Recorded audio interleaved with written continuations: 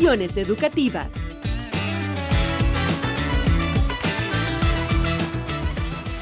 Bienvenidos a un nuevo episodio. Hoy abordaremos un tema esencial para comprender el rumbo educativo de nuestro país: el impacto del Currículo Nacional Básico, CNB. Busca garantizar educación equitativa, de calidad e inclusiva en Honduras. Pero surgen muchas preguntas. ¿Está cumpliendo sus objetivos? ¿Cómo se vive en el aula? ¿Qué retos enfrentan los docentes para aplicarlo correctamente? Para reflexionar sobre estas interrogantes, contamos con la participación de Alana Domínguez, directora de Currículum y Evaluación de la Secretaría de Educación. Vamos a ver, ¿cómo estás el día de hoy, Alana? Un gusto que estés con nosotros. Muchísimas gracias, David. Estamos muy felices de poder compartir con usted y con la sociedad hondureña los avances que tenemos de la actualización curricular. Excelente. Y cuéntanos un poco, ¿qué significa el Currículum Nacional Básico? Bueno, ese es el conjunto de todos esos contenidos que nosotros debemos de saber como maestros que vamos a enseñar, qué conocimientos cognitivos, procedimentales y actitudinales son los que los niños y niñas de nuestro país deben de desarrollar en las aulas de clase. ¿Qué deben desarrollar en las aulas de clase? Y desarrollar estas aulas de clase en base a lo que usted acaba de mencionar a nivel cognitivo. ¿A qué nos referimos con eso? Pues todo lo que va a ayudar conceptualmente a sentar las bases de lo que el niño debe de evidenciar, en hacer, en conocer, en resolver problemas. Ok, estamos hablando entonces del análisis crítico. Fomentamos el pensamiento crítico. Y ese pensamiento crítico, cuando hay una dificultad en el aula de un niño que tiene dificultades para resolución de problemas, también podemos saber de que puede existir un factor a nivel emocional y también un factor a nivel cognitivo que pueden ir de la mano, ¿verdad? Es decir, si un niño se siente triste, decaído, entonces a nivel cognitivo su atención posiblemente puede verse disruptiva en ese sentido. Entonces, ¿qué se hace en esos currículums para que el niño pueda en realidad alcanzar esa meta de aprendizaje anualmente? Mire qué interesante es poder conocer que realmente nosotros, si bien es cierto, debemos de basarnos en lo que debe de aprender, también debemos de basarnos en las habilidades socioemocionales que los niños deben desarrollar, el trabajo en equipo, fomentar las habilidades blandas. Hoy en día nosotros hemos hecho una revisión del Currículum Nacional Básico en los 3 niveles educativos, en prebásica, básica y media. Ujú. Y encontramos entonces algunos retos y desafíos. Uno es tener un currículum pertinente al contexto educativo. Si bien es cierto, nosotros como país tenemos 5 regiones educativas, es necesario que el currículum esté contextualizado. Para el caso, en zonas cafetaleras, los niños muchas veces se vienen matriculando en el mes de marzo o en el mes de abril.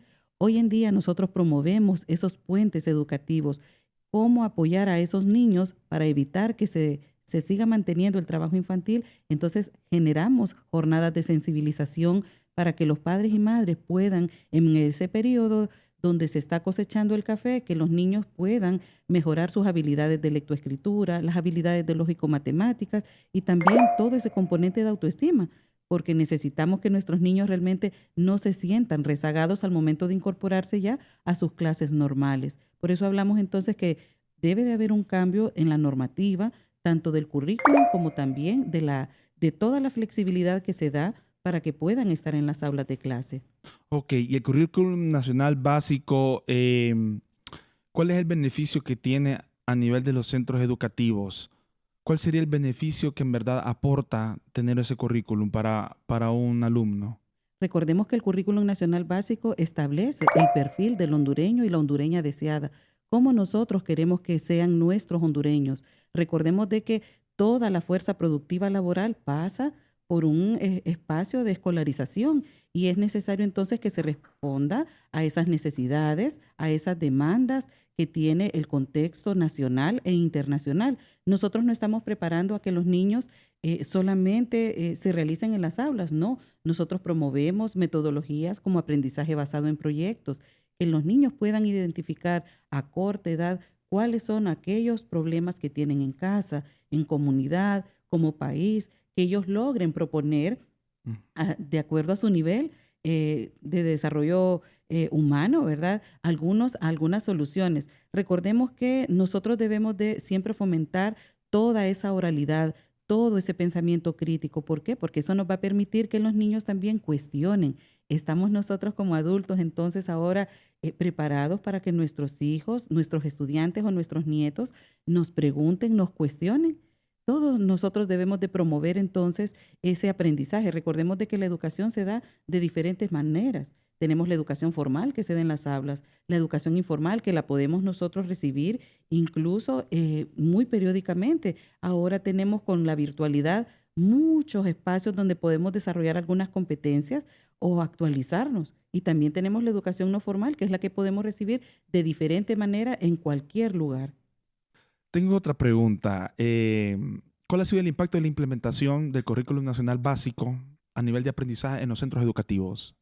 Bueno, es importante hacer una autocrítica. Si bien es cierto, a partir del año 2003 nosotros tenemos un currículum nacional básico que en su momento respondía a esas exigencias que la sociedad civil, a través del foro FONAC, permitió establecer para los próximos años cuál debería de ser ese perfil del hondureño deseado. Hoy reconocemos, 20 años después, que es necesario tener una actualización. ¿Por qué? Porque teníamos contenidos sobrecargados en los espacios curriculares, antes denominados asignaturas. Teníamos algunos contenidos que, si bien es cierto, algunos teóricos dicen muy enciclopedista, es decir, demasiado contenido que no se lograba ver durante el año. Y vemos que tanto en las pruebas de español y matemáticas, en las pruebas nacionales e internacionales, los resultados no eran tan favorables. Hoy en día, entonces, estamos promoviendo, como muy bien se lo comentaba previamente, es el hecho de poder realmente reconocer las voces y miradas de los actores clave. ¿Quiénes son esos actores clave? Los docentes, los padres de familia, el equipo administrativo, incluso consultarle también a los niños y a las niñas si realmente lo que ellos están aprendiendo beneficia en algo a sus vidas. Y es necesario reconocer esas voces. En los 3 niveles educativos hemos estado participando de diferentes consultas a nivel nacional y nos satisface muchísimo. En el caso del nivel de educación media, no solamente consultábamos a los que ya le había mencionado, sino también a los empleadores. ¿Cómo está ese perfil del egresado de esos jóvenes? Se titulan de un BTP o de un bachillerato técnico profesional, pero realmente evidencian esas competencias que dice el perfil del egresado, y es sumamente interesante algunas recomendaciones que ellos dan y que ahora nosotros... ¿Esos perfiles qué incluyen? Bueno, recordemos que nosotros nos basamos en el Marco Nacional de Cualificaciones, y en el caso de los bachilleratos técnicos profesionales se basan precisamente en lo que el joven puede evidenciar y puede realmente conseguir su primer empleo. ¿Qué hemos evidenciado? Que los jóvenes deben de mejorar esa capacidad de comunicarse, Comunicación asertiva. así es, esa responsabilidad del trabajo bien hecho, lo que principia bien, termina bien, hay que terminarlo. Hay muchos jóvenes que tienen interés en seguir estudiando, pero hay otros jóvenes que no se sentían conectados o vinculados con la oferta educativa que se estaba brindando. Es por ello que nosotros entonces ahora analizamos si la oferta académica que se está brindando es pertinente al contexto, a la productividad de la zona. También a nivel sociocultural, pues. Claro que sí.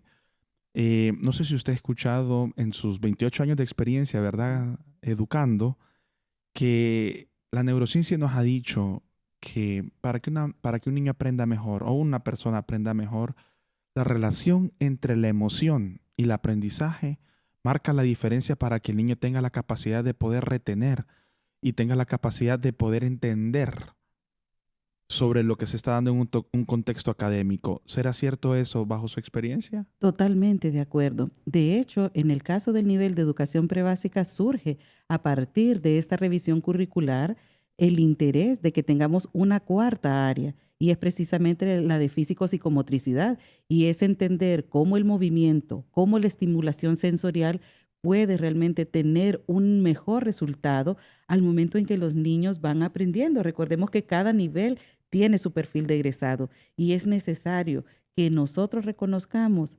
todas esos requerimientos para que los niños aprendan. Qué bonito es reconocer que ahora tenemos entonces actividades coprogramáticas orientadas al deporte, a la música. Este año nosotros lo declaramos como un año de las artes, entonces estamos promoviendo que los niños se fomenten en el arte plástica, en el arte musical, en el deporte, Y eso nos favorece. ¿Por qué? Porque es un complemento de un desarrollo integral que debemos de Sí. fomentar en la niñez y juventud. Entonces, básicamente, lo que estoy entendiendo es que cuando un niño aprende música, un niño en algún deporte lo desarrolla diariamente, entonces cuando se integra en clases, el niño va a tener una mejor capacidad de comprensión. Claro que sí, eso está comprobado científicamente. Cuando nosotros fomentamos, hay muchas áreas neurológicas que se estimulan y eso favorece el aprendizaje. Por ejemplo, cuando nosotros estamos hablando de una estimulación temprana en la primera infancia, la Secretaría de Educación está promoviendo el primer grado de educación prebásica, que es precisamente ir reconociendo cómo estimular la oralidad, cómo estimular visualmente a los niños, Motor fino, motor motor fino. grueso, Claro que el sí, área vestibular. claramente. Qué interesante lo que nos está comentando. ¿Y cuál sería entonces uno de los mayores desafíos que tienen ustedes a nivel de currículo?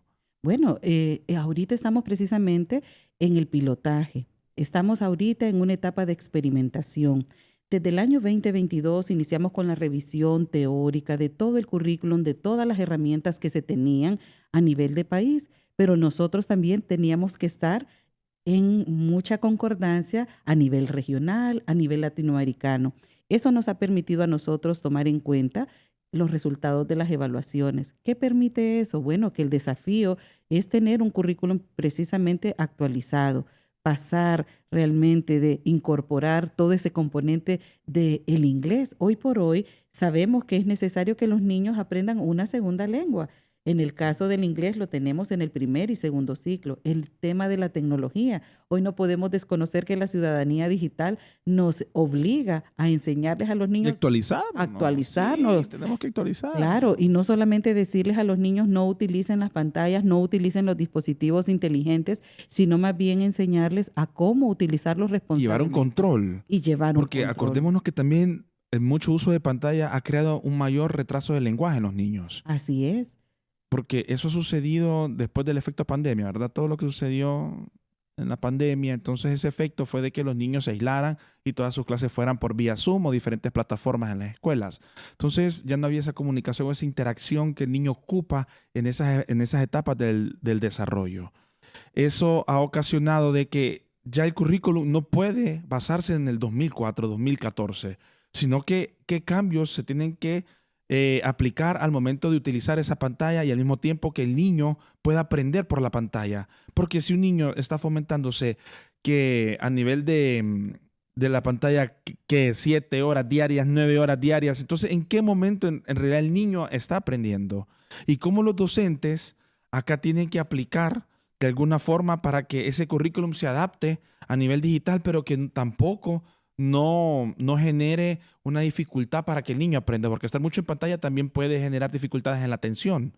Entonces, ¿cuál sería el mayor desafío que tienen los docentes al momento de aplicar el currículum nacional básico? Bueno, una de las grandes enseñanzas que hemos tenido post pandemia precisamente es que no podemos estar alejados de la tecnología, sino que, tal como usted lo refiere, debe de ser dosificado. Y en ese sentido, la Secretaría de Educación está preparada a partir de esa experiencia que se tuvo, tener las dos modalidades, es decir, generar recursos educativos que están alojados en la plataforma Educatrachos, que es una de las Educatrachos. Educatrachos, que Ok, es una de ¿qué es bueno, Educatrachos? es la plataforma que tiene la Secretaría de Educación, donde tiene alojados todos los libros de primero a duodécimo Yo grado. lo puedo descargar. Claro, es de libre acceso y esa es una de las grandes ventajas que nosotros tenemos. Promovemos entonces que los niños y niñas y padres de familia puedan accesar a esos recursos tecnológicos. Sí que la descarga puede ser inmediata. Entonces, si Claro que yo sí. ingreso, ¿cómo se llama la página web? Educatrachos. Educatrachos.hn. www.educatrachos.hn, correcto. Ah, qué increíble, no sabía Sí, eso. sí. Qué interesante lo que han estado Tenemos haciendo. múltiples recursos,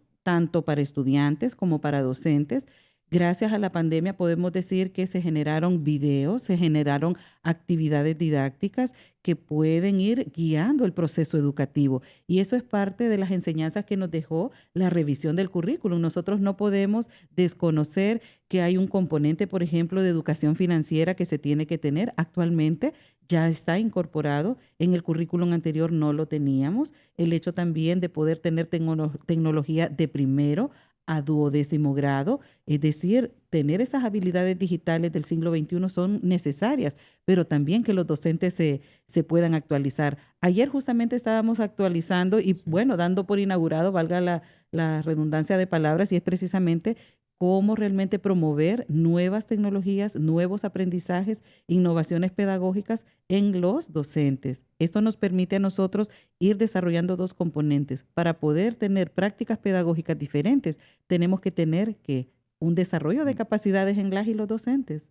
Quiere decir que la actualización no solo es por parte del alumno, sino por parte también del docente. Así es. ¿Y qué sucede cuando un docente entonces no quiere actualizarse? Porque hay personas que son muy renuentes también. Entonces, ¿de qué manera se puede capacitar, es decir, hacer esa adaptabilidad a nivel escolar con el currículum para poder apoyar al docente para que también pueda introducirse a lo que es todos estos cambios que se están realizando? En realidad, los docentes somos muy gregarios y en ese sentido nosotros siempre promovemos lo que son las comunidades de aprendizaje.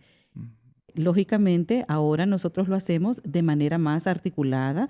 Hemos promovido entonces diferentes programas que pueden promover ese desarrollo de capacidades, esas comunidades de aprendizaje a las cuales nosotros le llamamos, nos permite realmente ir creciendo juntos como docentes. En los 3 niveles educativos tenemos una oferta de desarrollo profesional y quisiera hacer ese anuncio precisamente. Si me Claro, lo con todo permite. gusto. Claro, la Dirección de Desarrollo Profesional de la Secretaría de Educación promueve diferentes ofertas para actualización curricular.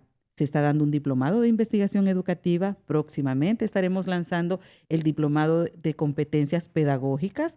Tenemos otros también recursos como ser arte y juego en el caso de educación prebásica. En educación básica tenemos todo ese componente de programación que nos permite que los docentes puedan ir adaptando todas esas nuevas competencias al currículum que están implementando en clase. Y en el caso de educación media también estamos promoviendo todo lo que compone al modelo de educación dual, cómo los jóvenes pueden realizar prácticas pedagógicas en sus centros de práctica en las empresas. Y es sumamente interesante cómo validan y cómo sugieren puntos de mejora para que los jóvenes egresen con las competencias requeridas. Ok, un currículum nacional básico, mencionando la palabra, ¿verdad?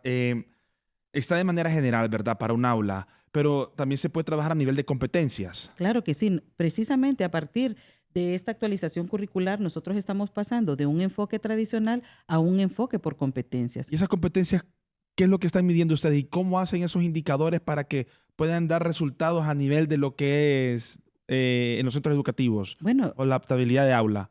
Bueno, nosotros estamos promoviendo todo ese componente de generar las competencias básicas, genéricas y esas competencias específicas. ¿Cómo se traduce eso?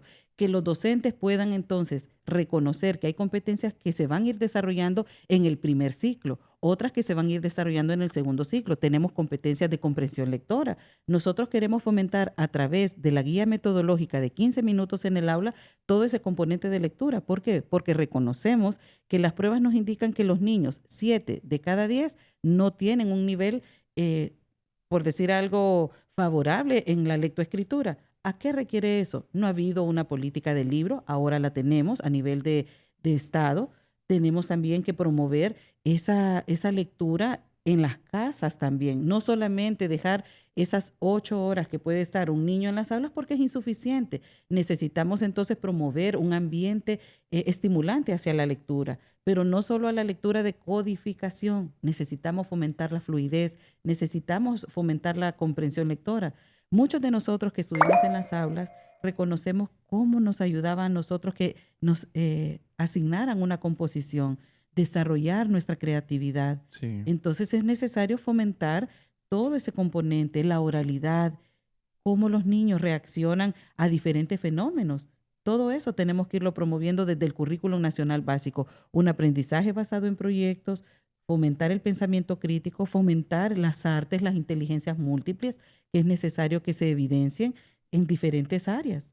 Usted habló ahorita sobre capacitación a nivel de educación financiera también, ¿verdad? Claro que Y a sí. nivel de educación emocional, ¿desde qué punto de vista lo toman ustedes para la adaptación del currículo? Bueno, recordemos que las habilidades socioemocionales las promovemos como un eje transversal. Si estamos en ciencias naturales, promovemos el trabajo en equipo. Si estamos en ciencias sociales, también debemos de promover ese, toda esa parte valórica, cómo nosotros aplicamos los valores, el patriotismo, el compañerismo, la solidaridad. Ok, ¿qué papel juega la formación docente en la creación de este tipo de currículum nacional básico? Recordemos que dentro de la Secretaría de Educación contamos con diferentes especialistas de las diferentes áreas y eso promueve a través del Sistema Nacional de Formación Docente, que es el SINAFOD, promueve SINAFOD, ¿verdad? Sí. SINAFOD promueve toda esa política de cómo se debería de ir desarrollando esas capacidades. No lo hacemos solos como Secretaría de Educación, nos unimos con la Que tienen academia. tienen un buen equipo entonces. Claro que sí, y Tienen articulamos, pedagogos, sí, sí, psicólogos, orientadores. orientadores, trabajadores sociales. También, claro que sí. Y recordemos que siempre buscamos esos aliados estratégicos. ¿Quiénes son nuestros aliados estratégicos? La academia, la sociedad civil. El Consejo Nacional de Educación ha estado fomentando toda la reactivación del modelo educativo complementado con el Sistema Nacional de Formación. Eso promueve entonces que las prácticas pedagógicas estén en consonancia de lo que nos exige hoy la sociedad y también una proyección, un estudio prospectivo a los próximos 10 años. A los próximos 10 años. Ok, perfecto. Pero en ese sentido también yo tengo una pregunta. Sí. Em, ¿Cómo se puede, a nivel sociocultural, qué tan adaptable es un currículum en ese tipo de países o cuáles son las mayores fortalezas que ustedes tienen para crear esa adaptación o las mayores debilidades también para crear, para ver de qué manera se puede solventar la dificultad o la deficiencia y adaptarlo al currículo? Recordemos que estamos hablando de un currículum contextualizado, actualizado, y eso permite tener las voces y miradas, por ejemplo, de los pueblos originarios y afrohondureños. Tenemos la educación intercultural bilingüe que reconoce esas cosmovisiones, esas miradas, cómo reconocer todo ese gran desarrollo de la herbolaria, todo lo que corresponde a la astronomía. Recordemos que los mayas en este caso han tenido un gran aporte Sí, un gran impacto, claro. en la ciencia y no digamos en otros componentes como la de la salud. Entonces, todas esas miradas de pueblos originarios hoy las vemos incorporadas en áreas como, por ejemplo, ciencias naturales, matemáticas, ciencias sociales. Hoy vemos entonces que el currículum contextualizado reconoce las voces y miradas de todos los actores de la sociedad. Ok, y ese currículum nacional básico también tiene tiene el área de educación inclusiva para ese tipo de, para niños que tengan alguna dificultad de aprendizaje o algún trastorno del neurodesarrollo. Recordemos que el currículum tiene un enfoque inclusivo, un enfoque de género y Totalmente. de derechos humanos, sí. Eso permite entonces que los docentes generen sus adecuaciones curriculares para la atención de esta población. Hoy tenemos la Subdirección de Prevención, Rehabilitación Social, también tenemos la Subdirección de Inclusión Educativa que nos permite ir reconociendo a niños que tienen necesidades educativas especiales, pero también niños con talentos excepcionales. Nosotros contamos con un programa que se llama el programa Parte también, ¿Cómo se llama? programa Parte, y Parte. este promueve también todo ese desarrollo de capacidades para los niños y niñas que tienen altas potencialidades también, porque debemos de atender a la población que tiene cierto déficit, pero también a los que tienen alto desempeño o rendimiento. Y con los niños excepcionales, ¿de qué manera hacen esas adaptaciones curriculares? Recordemos que siempre promovemos todas esas comprobaciones de conocimiento y procuramos que el niño tenga esa oportunidad de desarrollo de capacidades. Niños que ahora están aplicando la robótica en el área de matemáticas. Hemos estado compitiendo a nivel nacional. Sí. Hoy por hoy tenemos la Mesa de Transformación Digital que promueve precisamente niños de San Pedro Sula que están generando aplicaciones con Arduino para poder ir reconociendo cómo los fenómenos meteorológicos afectan el tema de las inundaciones, cómo generar programación desde la educación primaria o básica y de la educación media. Ok, ¿y cómo puede la comunidad educativa promover el CNB en los centros educativos y cómo sería esa participación. Bueno, la verdad es que la participación comunitaria es necesaria. El currículum por sí tiene vida cuando nos involucramos todos, docentes, padres de familia, sociedad civil, involucrarse en cómo realmente está el desempeño de sus hijos. Por eso contamos con la Escuela de Padres y Madres de Familia, donde nosotros involucramos a que los padres conozcan cuáles son los estándares que los niños van a tener que desarrollar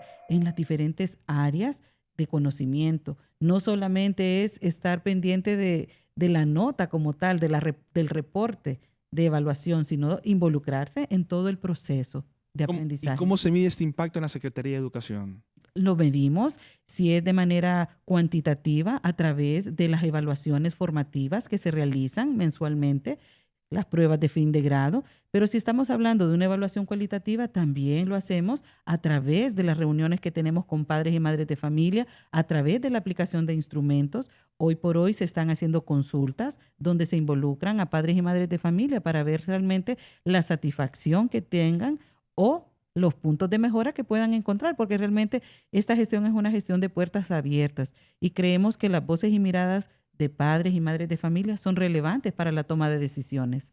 Ok, interesante. ¿Y de qué manera ustedes han creado, decir, está el universo que son los docentes, están los padres y están los niños, ¿verdad? Los alumnos. ¿Y cuáles han sido como esos indicadores para que ustedes puedan conocer y cómo, por dónde guiarse para crear ese currículum? Bien, recordemos que nosotros dentro de los indicadores clave que tenemos están enmarcados en el Plan Estratégico Institucional. ¿Cuáles han sido los grandes desafíos que a nivel de país hemos tenido? Acceso, permanencia y promoción. ¿Cómo nosotros estamos entonces ahora promoviendo el acceso? Se hablaba antes de pandemia que teníamos más de 1.800.000 niños y jóvenes fuera del sistema educativo por diferentes razones. Nosotros a través del plan de oferta y demanda educativa, 1800. así es, hemos identificado algunos puntos que son decisores para que los niños no estén en las aulas, niños y jóvenes. Uno es el componente socioeconómico, la Sí. seguridad escolar. El otro componente es la motivación hacia al estudio y otro componente clave es precisamente la alimentación. Hoy por hoy nuestro país es un referente a nivel mundial de alimentación escolar y eso permite que un vasito de leche, una ración seca que se complementa con una ración fresca, porque ahí está el involucramiento de los padres y madres de familia, Sí. están todos esos comités de alimentación escolar, están las asociaciones de padres y madres de familia que se involucran en todo este proceso. Todos esos elementos influyen en que un niño esté o no en el centro educativo. Hoy por hoy tenemos la matrícula gratis, tenemos las becas Ok. con propósito para que nuestra niñez y juventud esté en las aulas de clase. Ok, ya para finalizar, ¿qué mensaje le podría dar a los padres, a los docentes sobre el currículum nacional básico? Bueno, les decimos a los padres y madres de familia que se acerquen a los centros educativos. Los maestros y maestras necesitamos sentir ese apoyo que se da cuando están viviendo. Ustedes y nosotros queremos una educación de calidad y esa educación de calidad se adquiere cuando los padres se involucran, cuando los docentes trabajan como lo hacen de manera calificada, con calidad, con persistencia. Obviamente nosotros como Secretaría de Educación promovemos esa educación de calidad y aquí pues el señor ministro, el profesor Daniel Enrique Esponda, ha estado liderando todos estos procesos, que existan un currículum actualizado, que existan toda esa infraestructura escolar que esté a tono, ¿verdad? Para que los niños estén en un lugar digno, pero también ha estado muy pendiente de la alimentación escolar, de las becas. Y eso es lo que queremos, que como padres y madres de familia nos involucremos para que la educación de calidad se concretice. Ok, muchas gracias, Alana, ¿verdad? Alana Domínguez.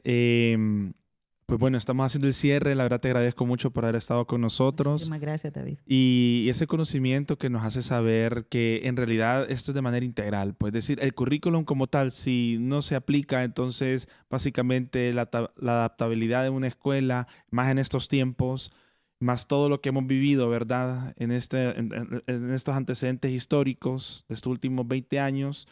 em, sí es importante que los familiares, que los docentes y que los alumnos puedan integrarse, puedan apoyarse entre ellos mismos, porque el currículum como tal, de manera aislada, no va a tener un funcionamiento propio como ustedes desean, ¿verdad? Lo cual se está fomentando en estos momentos y actualizándose. Y bueno, para finalizar, quiero agradecer por nuestra fiel sintonía cada jueves con nosotros. Recuerden seguir nuestras redes sociales por STVE Telebásica y nuestra página web, donde encuentre recursos valiosos que fomentan un camino hacia la excelencia, desde las lecciones educativas y programas complementarios, como este video podcast que cada semana refuerza contenido clave para un mejor futuro en Honduras. Se despide de ustedes David Laínez, neuropsicólogo clínico forense. Hasta un nuevo próximo episodio y que estén bien.